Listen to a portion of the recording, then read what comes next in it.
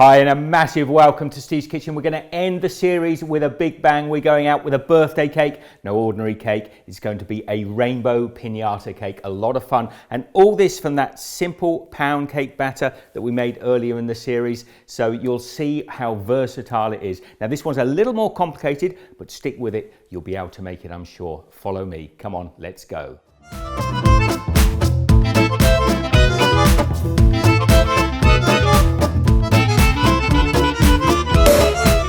Now this is a 6-layer cake. Obviously one of the colours of the rainbow is going to be missing. Comment down below if you spot which one it is. And I'm going to be making 2 at a time to make it simpler. I'm going to be using the hand mixing method. If you want to see how to do this by machine, go back and watch one of the other videos. Anyway, let's get on. Now you must be getting fairly used to this mixture by now. We've got 150 grams, 5 ounces of softened butter in a bowl. I'm putting exactly the same weight of sugar. And I'm just going to cream this together until I get a nice creamy texture. And that shouldn't take a moment if you've got nice soft butter. Into that now I'm going to break 3 eggs. Again, this is 150 grams or 5 ounces of eggs. And for this recipe, I'm going to indulge with a teaspoon of vanilla extract. Now, don't forget, you don't have to put vanilla in, and it is just a flavouring. You could experiment with other different flavours. And I'm going to take a whisk now and whisk this up into a nice fluffy batter. So I've got some air into that mixture now. I've got my 150 grams, 5 ounces of self-rising flour, but I'm also adding in a teaspoon of baking powder. Back to the wooden spoon, and we're going to fold this into the mixture. Now I'm just going to divide this batter up into 2 different bowls. The batter is really easy to divide because we know the weight. We've got 10 ounces, 300 grams in this one, and I leave 10 ounces, 300. I'm going to be going for a red colour in this batter, so I've got a gel colour, nice strong colour. I'm going to put a few drops in there. And then with my wooden spoon here, I'm just going to start to mix that through. And whilst we add the colours in, we might as well get our oven on. It's 170 Celsius, that's 325 Fahrenheit. So I'm pretty happy with the red batter. I'm now going to put some yellow into this second batter mix. And we'll give this one a mix through too.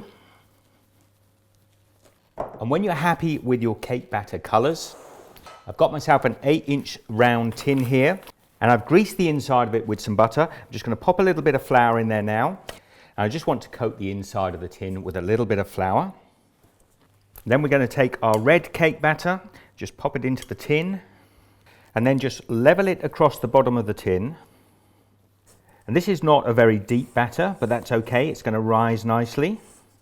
Now try to get the batter as even as possible across the bottom of the tin. So I've got my 2 cakes here, they're ready to go in the oven. In my oven this takes about 18 minutes. I'm going to have a golden brown top to it, but don't worry about that, we're going to be trimming that off. Let's get these in the oven. Now there we are, that's just come out the oven. It is piping hot and there's a little bit of a crust on top, but the colour's underneath. We're going to cut that off. I need that to completely cool down now, and we need to get on and make 4 more colours. See you in a moment.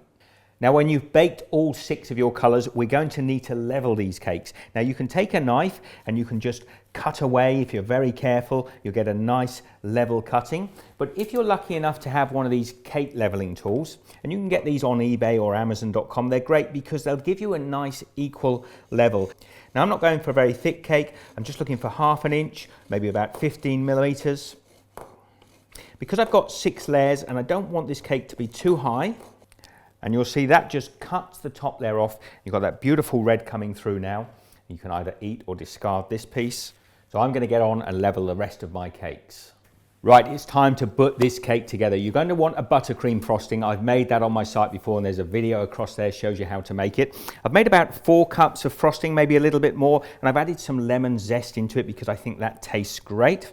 Now, the base of the cake, the purple layer, I've popped it onto a serving tray and I've started to frost it. I want a fairly thick frosting on there. And then over here, we've got our yellow, green, and you can't see the blue, actually it's under there, yellow, green and blue cake.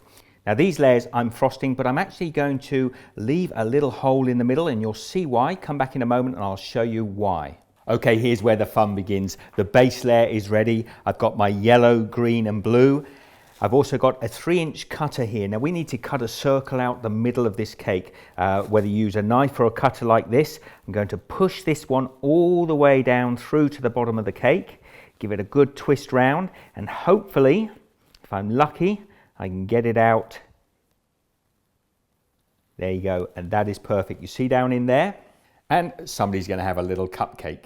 So now we've got this donut of a cake here, and we want to gently lift this. If you can get your hand under there or use a spatula, I want to lift this up onto this bottom layer, level it up, and that is the bottom section of our piñata cake. Now it's not a piñata unless we fill the hole up in the middle. I've got mini M&Ms, I've got some Freckles and regular M&Ms as well. Now I've mixed them up here in this bowl, and we are just going to pour them in the center of that hole. So when we cut it, all this will come out.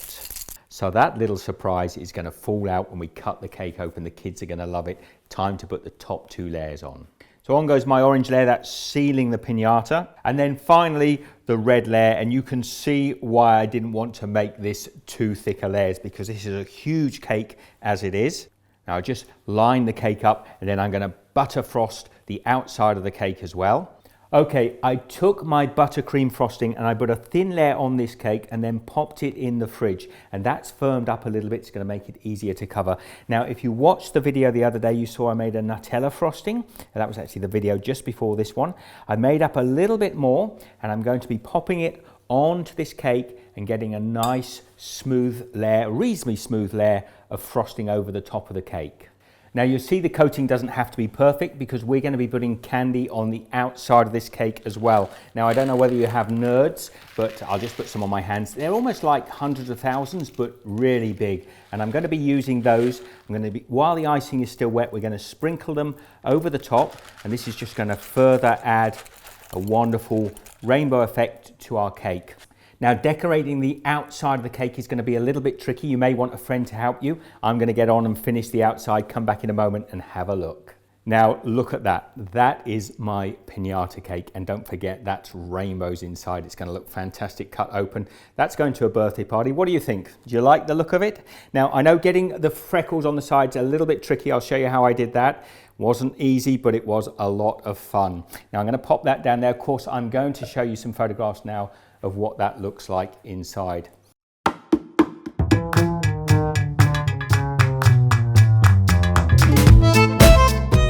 Here is that cake. Look inside, the way the candies came out. Now the people I made this for didn't know the candies were inside. It was a great surprise, a fantastic idea. I hope you try this one yourself sometime. A little bit of extra work, but well worth it.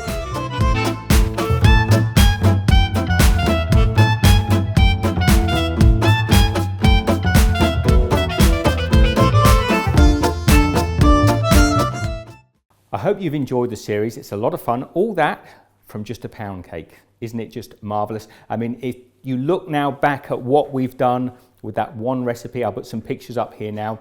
It's been a lot of fun. I hope you've enjoyed it. Please share the love. Give this one the thumbs up, and I'll see you next time. Be good.